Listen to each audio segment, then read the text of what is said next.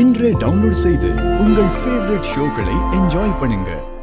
தமிழ் தூங்காம இந்த நேரத்துல இங்க என்ன பண்ணிட்டு இருக்க? இல்ல சிபி சார பாத்தியா? ஓ ரூம்ல இருக்காரா? இல்லையே, நானும் சேதும் தான் ரூம் ஷேர் பண்ணிட்டு இருக்கோம்.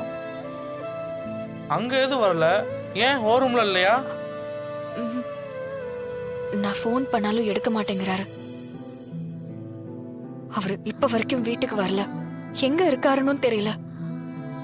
இந்த நேரத்துல எங்க போயிருப்பாரு? இங்க பாரு தமிழ், அவன் என்கிட்டயே ஒழுங்கா பேசுறது இல்ல. ஜனாமாக்கு நானும் சேது ஹெல்ப் பண்ணுவோம்ல, அதனால கோவத்துல இருக்கான். கேடி, நீ ஒரு வாட்டி ஃபோன் பண்ணி பாக்குறியா? நான் ஃபோன் பண்ணாலும் எடுக்க மாட்டான் தமிழ். சரி விடு கேடி, நீ போ, நான் பாத்துக்கிறேன். சரி போய் தூங்கு தமிழ், எதுக்கு நிக்கிற? போ.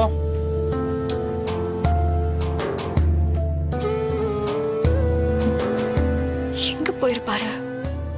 ஃபோன் பண்ணாலும் எடுக்க மாட்டேங்கிறாரே. ஹாய், என்ன தமிழ், சிபிய தேடிட்டு இருக்கியா? நான் இந்த வீட்ல இருக்கும்போது சிபி எங்க போயிருப்பா சொல்லு. இருந்தாலும் சிபி ரொம்ப மோசம். இன்னுமா புரியல? உனக்கு ஒரு சீக்ரெட் சொல்றேன், யாருக்கிட்டையும் சொல்லாத.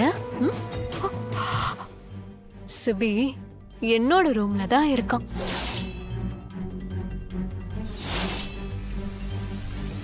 தாலி கட்டிட்டா நீ அவனோட ஒய்ஃப் ஆயிடுவியா? அதெல்லாம் சும்மா ஃபார்மாலிட்டி. ஜனாமாவை கன்வின்ஸ் பண்றதுக்காக கட்டினது.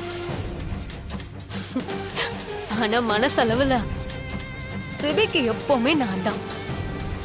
இந்த ஜென்மத்துல நான் தான் சிபியோட ஒய்ஃப். அதை யாராலையும் மாத்த முடியாது.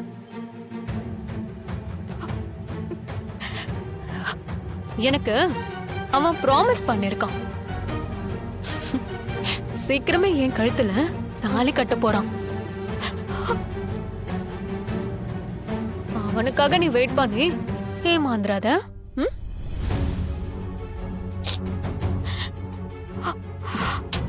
உன்னை பார்த்தா கூட தான் பாவமா இருக்கு. சீக்கிரமா இந்த தாலியை கழட்டி போட்டுட்டு வேற பையனை பார்க்க சொல்லி கல்யாணம் பண்ணிக்கிற வழிய பாரு. பாவம். எலவு காத்த கிளின்னு கிராமத்துல ஒரு பழமொழி சொல்லுவாங்களே, அந்த மாதிரி காத்து காத்து ஏமாந்துற போற. என்ன, நான் வரட்டா? என்னோட பேபி தனியா இருப்பான். பேபி, நான் வந்துட்டேன்.